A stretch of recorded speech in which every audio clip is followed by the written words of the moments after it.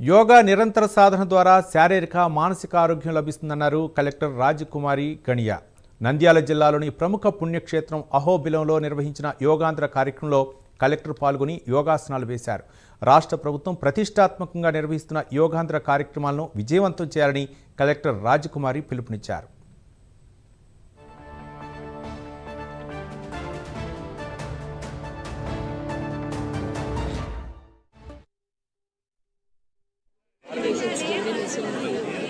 International yoga డేని June 21 ఇది 11వ అంతర్జాతీయ యోగా దినోత్సవం మనం జూన్ 21 జరుపుకోబోతున్నాము. రాష్ట్ర ప్రభుత్వం గౌరవ ముఖ్యమంత్రి గారి ఆలోచన మీద యోగా అన్నది ప్రతి వ్యక్తి యొక్క దినచర్యలో భాగం కావాలి.